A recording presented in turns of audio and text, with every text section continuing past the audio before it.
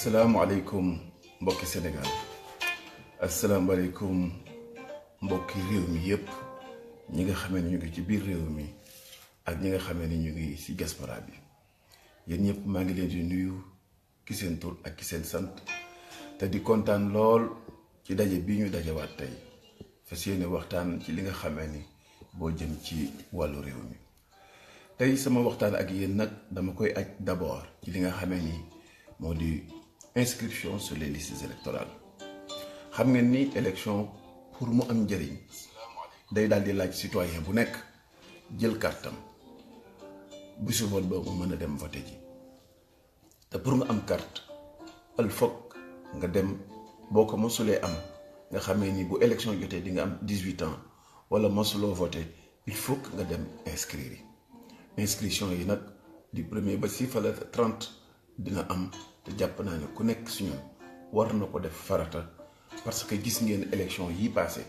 jafe-jafe yi ngeen am si ñi jotoon am seen inscription te amuñu seen carte électeur et je pense que ni c'est extrêmement important pour que ku nekk mën a xool situation boobu pour mën see dellu taxaw ci taxawaay bi nga xamee ni mooy waru garam et je pense que c'est extrêmement important parce que mooy le début de la capacité de se choisir ses leaders. On ne peut pas devenir un responsable ni même am la capacité tànnal sa bopp njiit li nga bëgg ndaree sa droit fondamental boobu di pouvoir voter amuloo ko kon maa ngi leen di soññ yéen ñëpp si ñi nga xamee ne inscrire nañu jot suñu seen carte nañ dem góorgóorluwaat pour jot seen carte si ñu mësul inscrire nañu jàppale seen bopp jàppale seen réew pour mën a am seen carte électeur maa ngi dellu aussi di naqarlu bu baax doomu aadama yi nga xamee ni seen bakkan des na ci ay accident de la route mu may ma occasion mu mën a waxtaan ak yéen ci li nga xamee ni mooy ñaari problème yi ma jàpp ni moo gàllankoor Sénégal jëm ci wàll googu ñun ñëpp xam nañu ni de fondamentalement problème d'indiscipline dañu am ñun citoyens yi ku nekk si ñun lu la neex rek ngay def li ñuy jàppee réew mi mooy da ngay dof-doflu maa la gën a dof xëy na citoyens yi pour ñu yegg si foofu ay njiit yu sàggan ak di def lu leen neex ak di jaay doole ak di dóore ak di daane ñoo leen yóbbee ñu dem ba defe ni dëkk bi lambi golo la ku mën sa morom rek duma et je pense que loolu aussi ce n'est pas responsable nee naa leen benn bakkan bu ñu ñàkk kenn xamul impact bi muy am ci suñu économie et je pense que ni chaque fois bu ñu tuddee màggal moo xamee ni gàmmu Tiwaawan la wala muy màggalu Tuubaa wala muy bu Poroxaan bii mujj wala màggal gu mu mën a doon ci réew mi dañuy remarquer ni rek toujours dinañu am ay nit ñu accidenté ay dee yu bare ba pare am ay accidenté yoo xamee ni dinañ am ay blessures yoo xamee ni dina leen sonal boo xamee ni day jéggi dayo et je pense que ni loolu aussi li ko indi mooy déficit bi nga xamee ni état am na ko ci wàllu responsabilité am ndax état moo war a yar nit ñi chaque fois dama leen di rappeler ni la citoyenneté kenn du ko judduwaale ce n'est pas un phénomène inné dañ koy tabax ci doomu aadama ci biir école bi di ko yar di ko xamal lan mooy responsabilité am dañ koy tabax aussi ci biir kër gi ci di ko fàttali nan la ñuy traverser mbedd lan mooy sa responsabilité boo demee banque gis ñu la fa njëkk amal yar ak teraanga xaar ba sa tour jot nañu bàyyi ku nekk di jaay parti pris ak favoritisme boo xamante teguñu ko fenn et je pense que ni c'est extrêmement important que si réew mi ñu bokk ak situation yi nga xamee ne mooy suñu réew fokk nit ñi xam lan moo doon suñu taxawaay ak lan mooy doon suñu responsabilité et je pense que c'est extrêmement important pour que citoyen bu nekk xam ne ci li ñu bokk il faut que ñëpp jël ci seen wàll ñëpp taxaw ci seen taxawaay pour ñu mën a am pour ce qui est de l'État je pense que ni tey jii bu ñu amoon policiers yu doy ñu jox leen ay instructions yu leer alal bi ñuy jël di ko dugal fu amul benn njëriñ ñu investir que dans les forces de l'ordre pour que nit ñi ñu taxawu doomu aadama yi pour que ñuy rappeler nit ñi seen warugar ku wàcc yoon doomu koo mën a doon ñu tegaat la ci yoon c'est une condition essentielle voire même sine qua non su fekkente ni bëgg nañu tabax ci bopp doomu aadama yi ni qu'on est ensemble et qu'on est dans un état. Un état c'est une organisation ay règles la yoo xamee ni par force da nga koy respecté ñàkk koo respecté ay daan fekk la ci te dafa war a doon daan yoo xamee ni day taxaw ci bopp ku mën a doon et je pense que ni tey jii bare na loo xamee ni ci wàllu circulation ak ay accident yu am suñu indiscipline ak déficit bi état bi am moo ñu ko yóbbee.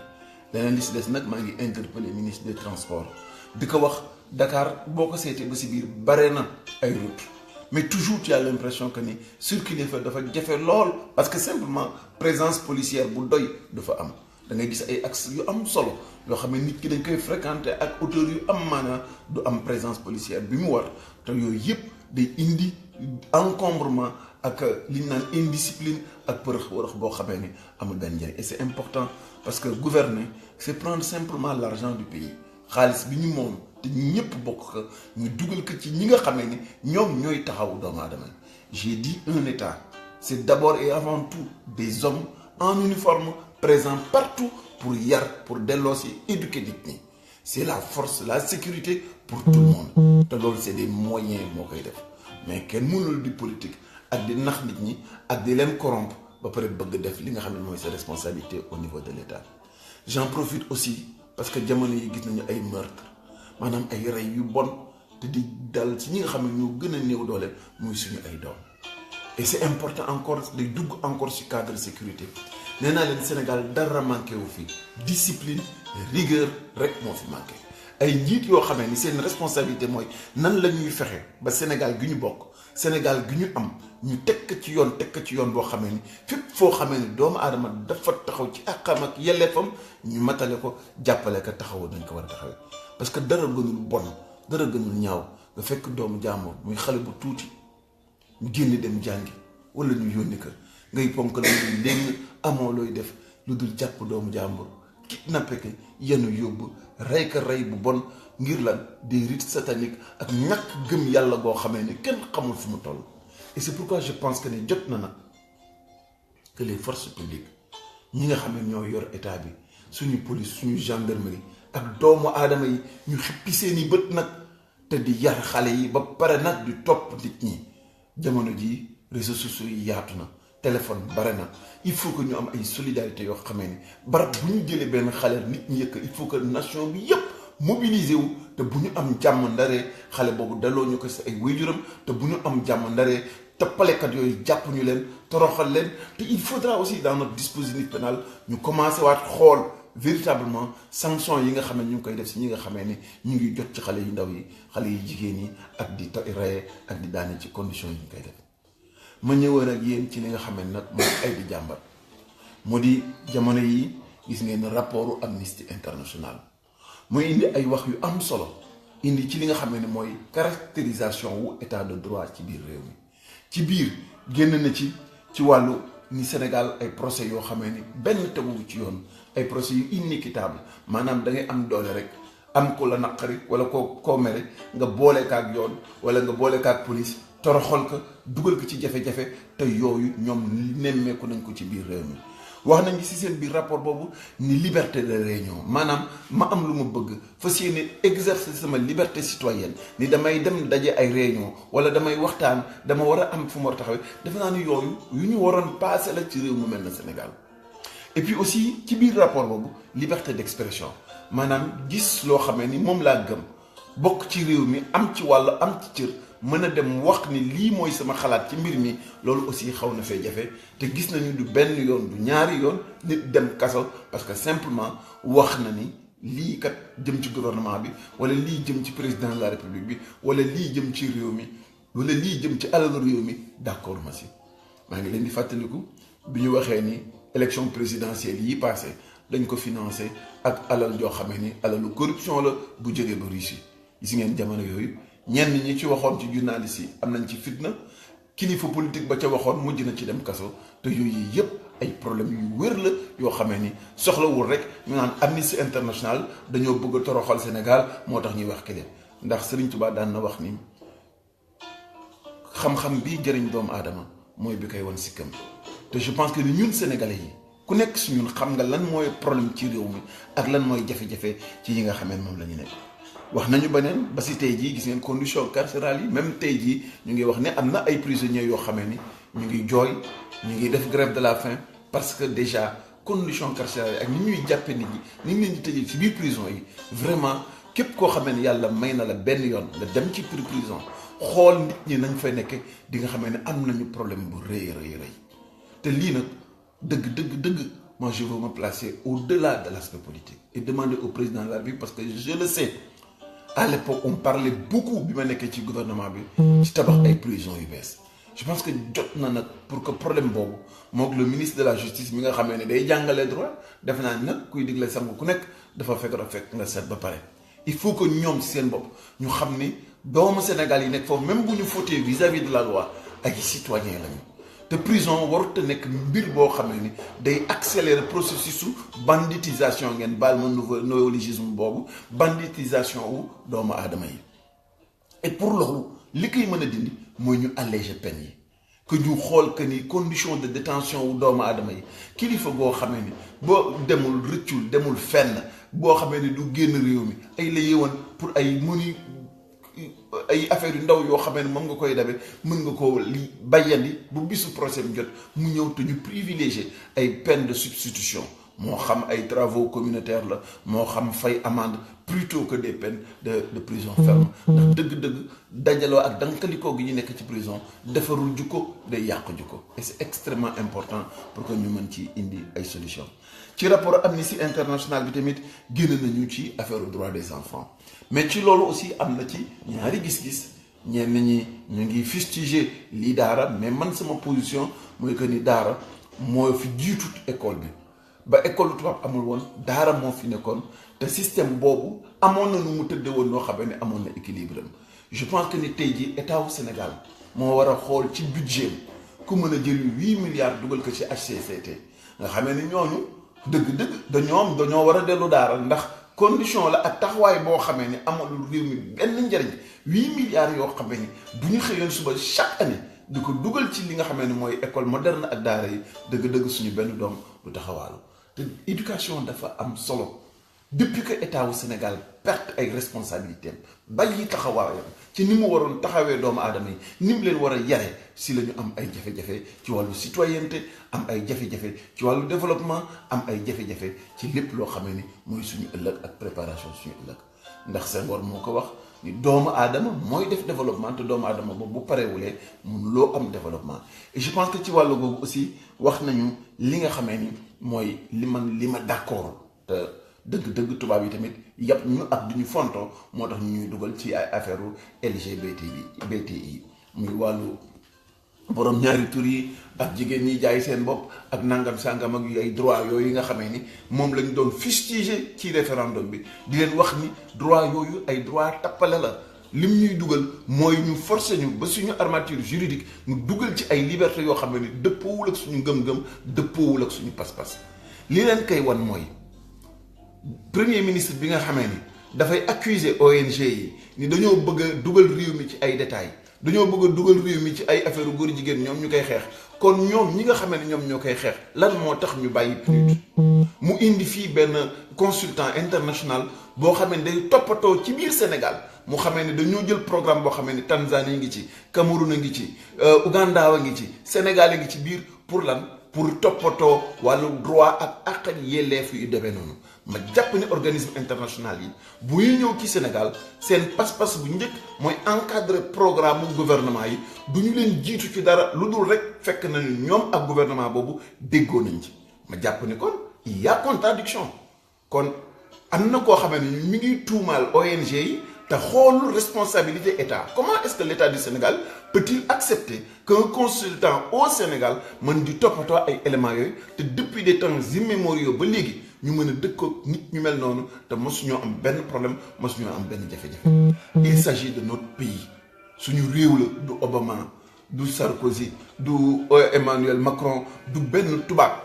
moo ñu war a wan nan la ñu war a yaree suñu doom nan la ñu war a dunde parce que dund gi kenn du fi sax dañu fiy jaar rek pour dem yowmal xiyaam te yowmal xiyaam boobu si suñuy gëm-gëm muy diine chrétien comme muy diine musulman ñun ñëpp d'accord nañu ni ci question yu ñuy dunde si la ñu yàlla di atte et c'est extrêmement important la suñu bàyyi doon dunde ñu amoon njëkk ak teraanga rafetal si suñu biir ba du ñu am benn problème je pense que c'est extrêmement important que ñu maintenir situation boobu ma ñëw ci wàllu googu pour rappeler ni c'est vrai que ni Sénégal si boppam dafa war a delloo si waat taxawaayam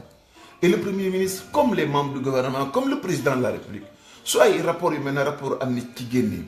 dañ ko war a xool parce que dinañu mën a permettre ñu natt suñuy bopp. si il en est de même ci lépp li nga xamee ne mooy indice de corruption IPC bi mu génnee wane na ni ñun 45 points rek la ñu am ba léegi ñu ngi ci zone rouge bi maanaam ci réew yi nga xamee ni war nañu def ay efforts yu rëy jëm ci xeex corruption te loolu aussi dafa ñuy permettre ñu mën a xam ni dëgg-dëgg am nañu ay déficit am nañu ay problème même suñu rawee Afrique du Sud wala ñu raw Ghana ci affaire boobu il reste et demeure que ni la corruption au Sénégal est un phénomène bien présent et foog ñu taxaw ci liggéey ci góorgóorlu ci et développer un pays c'est faire en sorte que à tous les niveaux et dans tous les systèmes l'argent de la République mën a dellu si wàllu ko li gën a saxal corruption ci réew mi bokk na si retard technologique yi ñu am bu ñu renforcer woon suñu dispositif d'économie numérique fexe ba nga xamee ni dématérialiser moo di lépp looy wut bu dee extrait de naissance nga bañ a dem sa mairie ba ndax ñaar suñu jëflantee rek nga mën ko nuyu nangam wala nga jox ko nangam nga xamee ni sa biir kër ngay tàppe affaire bi daal di dafay fekk bu dee permis de construire bu ñu yokkee dématérialisation dina baax bu dee demande wala information wala lu mu mën a doon il faut que ñu yokk processus boobu bu baax a baax ci biir réew mi et loolu laa bëggoon ci bi may defar stratégie nationale du développement de l'économie numérique au Sénégal bëgg naa aussi waxtaan ak yéen ci li nga xamee ni mooy doing business pour sénégalais yi ko xamul mooy indice la boo xamee ni da lay permettre nga xam ndax sa réew am na ay taxawaay ak situation yu matale pour mën a def ay affaires il est vrai que Sénégal yokk na ci dox na ci ay jéego yu am solo ndax boo jógee ci 147e place dox ba yegg ci 140e place dëgg-dëgg ay la yow na war nañu nangu ni yaa ngi dox jëm ca kanam mais li ñuy dox yépp am na ci ay indices yu am solo yoo xamee ni parce que bu dee doing business indice la boo xamee ni de 0 à 100 la tey jii suñu taxawaay bu fekkente ni dañuy natt suñu bopp ñu ne ñu ngi nekk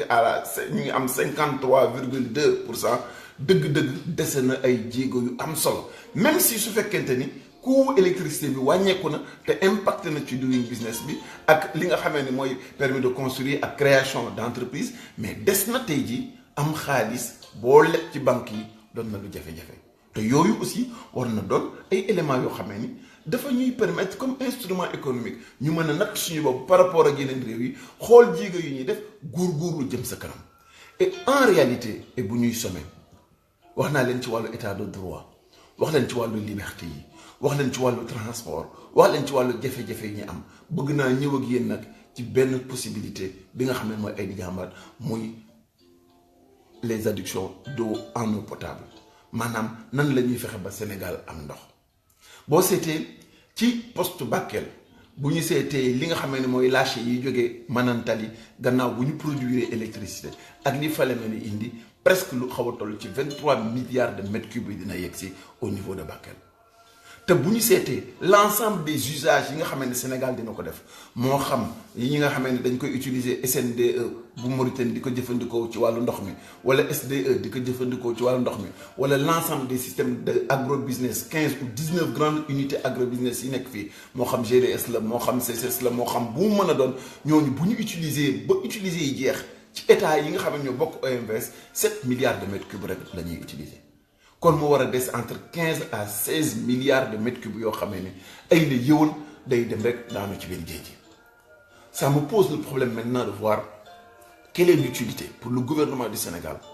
mu xëy suba tey jii ni day def à Dakar unité de désalinisation te am na noo xamee ni 15 à 16 milliards yooyu nan lañ ko mën a am muy jeex la deuxième grande ville du Sénégal di am une eau impropre à la consommation muy Touba. te amaana tey jii conduite d'amener yi nga xamee ni Sénégal am na si expertise bu wér ndax diggante ñii ca Kër Momar Sarr ak Kër Momar Sarr 2 yooyu yëpp wane ne ni l'expertise nationale ci wàllu woowu matale na kon lan moo fi ndey tey jii ñu am ndox moo xamee ni dañ ko war a négocier si biir OMVS pour mën a ngacc ci ndox moomu indi ko soit à part des canaux ouverts wala des canaux enfouis mu mën a indi ndox mi jusqu'à Touba jàll ba nga xamee ni diggante boobu yëpp fu ñu ci war a bay ak xeetu mbay mu ñu war a mën a bay dinañ ko fa bay tey jii mënuñu koo am ma leen di xamal ne unité de désalinisation bi Sénégal bëgg def Sénégal day defa ni tey jii unité boobu 135 milliards la koy defee mu toll ci 206 millions d'euros 135 milliards pour ñaata mètres cubes 50 000 mètres cubes la Sénégal ni moom la ci am waaw mais yow nan nga mën a amee 50 000 mètres cubes nga bëgg tabax usine boo xamee ne tey jii liñ naan osmose inverse nga xam ne ay membrane la yoo xam ne non seulement day yokk taux de salinisation bi boo ko defee ci booru mamel yi doo xam ndax jën dina fi amati dina ma jaaxal ndax nan lañ fi ne fa nit ñi di dem ci booru géej gi nan lañ mën a utiliser géej gi nan lañ ci mën a jëfandikoo contrainte environnementale ak chimique yooyu nekk foofu yépp kenn mënu koo évaluer ni ñu ko war évaluer ba pare nag du point de vue financier comme li ma leen di wax ni ñoom amuñu stratégie de développement stratégie électoraliste la ñu am te dinaa leen ko prouver ci projet bi 50 000 mètres cubes par jour boole kaat nag un coût financier de 206 millions d'euros wala boog 135 milliards de francs CFA Israël nag mooy champion du monde ci wàllu désalinisation te réew yi am unité de désalinisation yépp ay réew désertique la Arabie Saoudite la Koweït Bahreïn ay yenn réew yi nga xamee ni maanaam seen consommation jiggi na doyo ba amuñu ndox eau douce bu leen ko mën a permettre kii nga xamee ni mooy Israël ci atum 2013 bii dafa jeexal benn unité bi usine bi gën a rëy ci àddina ci wàllu désalinisation dama bëgg ngeen laaj ma unité boobu ñaata la ko Israël defee Israël unité boobu mi ngi ko tabax ci 268 milliards de francs CFA usine Israël 268 milliards de francs CFA la usine Sénégal 135 milliards de francs CFA kon usine Israël gën naa seer presque ñaari yoon suñu bos waaye nag nañu xool ci quantité d'eau douce produite usine Sénégal bi 50 000 mètres cubes lay produire usine Israël bi 675 000 mètres cubes d'eau lay produire maanaam 12 fois plus usine Israël, tenez-vous bien, pour un coût 2 fois plus cher, va produire 12 fois plus d'eau que l'usine du Sénégal. waaye ñii kan la ñu yàpp kon tey jii bu ñu doon def Israël lii ñu defaree 50 000 mètres cubes bu ko Israël doon def 300 presque 50 000 mètres cubes lay am ñun ñu am 50 000 mètres cubes Israël am 350 000 mètres cubes pour la même valeur waaye ñii est-ce que lii mooy développement ku sa morom jël bay boo dul bay tamit njëgu bay nga. Comment se fait-il qu'au Sénégal chaque fois qu'il y a des projets yooyu boo ko nattee comparé ak yeneen réew day daal di doon yoo xamee ne ay coûts multipliés par 6 multipliés par 12 multipliés par 10 te projet bi mënoon nga ko remplacer projet d'adduction d'eau normal xëcc ndox mi jëlee ko Kër Momar Sarr indi ko ba mu yegg Touba mu jaar Tivaouane jaar fi nga xamee ne day dem ba Ndakaaru parce que quoi qu'on puisse dire depuis 2012 Sénégal dafa am déficit d'eau bu wér bu wóor te xam ngeen ni usine dessalement technologie bi muy laaj transfert de technologie bi muy laaj du ñu ci profito mook yeneen projet yi fi am ñoo yam diggante Kër Momar Sarr bi ba ngay yegg si Ndakaaru fu nekk ñu ngi fay samp forage te ndox mu neex nga am ci réew mi te forage yi boo si jël mécanisme yi tem-tem mu paan yenn saa yi nga am problème électricité yenn saa yi nga am problème pièce de rechange te buñ ko doon indi soit par système gravitaire rek maanaam day topp pente naturelle bi yegg si wala boog mu am ay station de relèvement ñu yokkati ndox mi mu yegg si et je pense que ni bu ñu bëggee réew mii mu dox il faut que les vrais problèmes ñu koy poser dégg naa président di wax toujours naan les débats économiques kenn du ko indi mais yii lan la ciy tontu lii bu dul débat économique lan mooy débat économique ci réew mi ma bëgg laaj nit ñi nag pourquoi yenn ñi am yenn saa yi xol bu naqari wala boog farandoo gu jéggi da ba boo tuddee yenn yi ñu ne da nga añaan da nga soxor il faut que mu leer aussi lan la Sénégalais yi bëgg ñu bàyyi leen luy jar 100 milliards ñu jaayee ñu ko 600 milliards loo xamee ni Israël mën nga ciy def boo xamee ni 12 fois la ëppee doole sa bos ba pare multiplier seen prix 2 fois la ëppale normalement tey jii lii ñuy dépenser ci usine bi capacité bi ñu waroon jox 350 000 mètres cubes jour la ñu war a jox au lieu de 50 000 mètres cubes jour kon lii mooy farata gi il faut que sénégalais yi tamit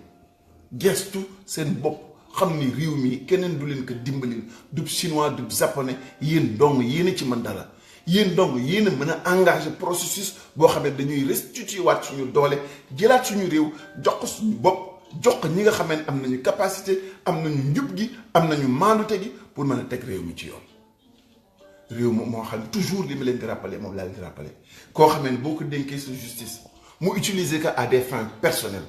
et à des fins politiques si seet ñi nga xam ne ànduñoo ak moom ñi nga xam ne dañ koo contre mu jël fitna teg seen kaw jël IGE jaxal leen ko wëlbati yóbbu leen kaso ñàkkal leen seeni droit topp leen di leen bu ndaxataal ba pare fekk sàcc yi gën a mag ci réew mi